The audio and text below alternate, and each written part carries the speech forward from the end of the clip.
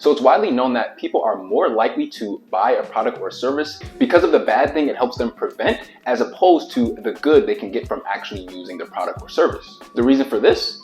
Fear. In this video, I'm going to be teaching you guys why fear is such a strong motivating factor and how you can implement this tactic inside of your marketing and your advertising to attract more sales and clients for your business. But what's going on, guys? Welcome back to another video. This is Marketing with Dev. Make sure you guys give me a like, comment, subscribe, and hit those bell notifications so you can be notified when I drop new videos just like this. And in this video, I'm going to be teaching you guys about a fear tactic that is talked about in this book, Cashvertising by Drew Eric Whitman. It's a great book. Make sure you guys check it out. But let's get into the video.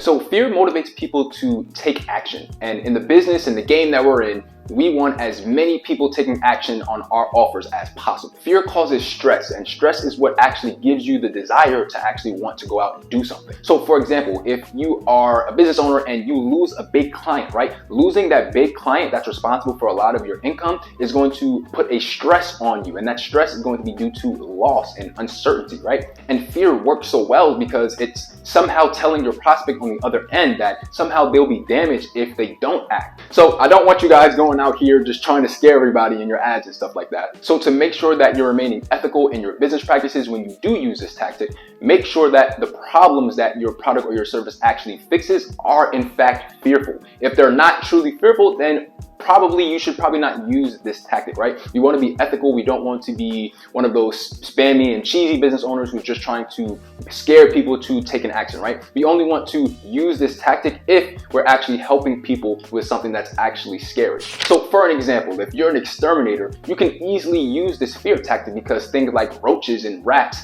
are naturally scary for a lot of people. So you don't really have to do too much hard work to scare people when you're talking about those kinds of things. If I was creating an ad for an extermination company, what I would mainly focus on is the fact that rats and roaches are living with you. They might as well be your roommates, right? That's how I would go about that ad. And the reason for that is because that terrifies people. The thought of roaches and rats living with you, running around in your house, for most people is a huge problem, and they're afraid of that. And we can take advantage of the fact that we're afraid of that by appealing to it so we can get them to take an action. If you have a business where you can prevent people from losing a certain amount of money, you can also use the fear tactic here as well, because people work really, really hard for their money and nobody ever wants to lose it under any circumstance. So the goal here is not to create new fear. You're not going out here trying to make up new things for people to be afraid of. But what you're actually doing is just simply tapping into the existing fears that people already have. Going back to that exterminator example, I don't have to do anything. People are just naturally afraid of roaches and rats, right? People are just naturally afraid of losing money. I don't have to create that fear, right? And we don't want you guys to go out trying to make people afraid of anything.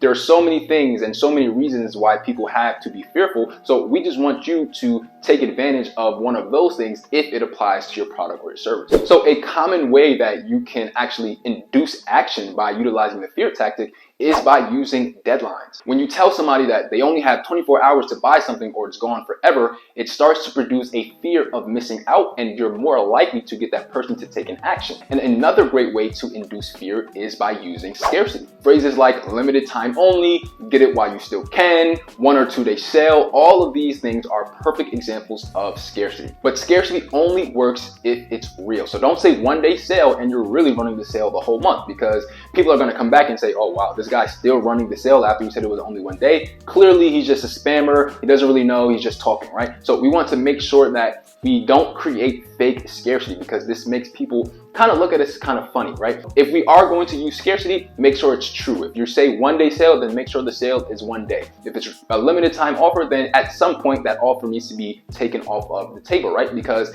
if they don't have the fear that you'll take it away, then the scarcity never works. Scarcity only works because something can be taken away from them. Take what you learned in this video, actually implement it into your marketing and your advertising strategy, and you'll see the results very, very quickly, right? So I hope you guys enjoyed this video. Make sure you guys give me a like, comment, subscribe, and hit those bell notifications so you can be notified when I drop new videos just like this one. And I'll catch you guys in the next video. Peace.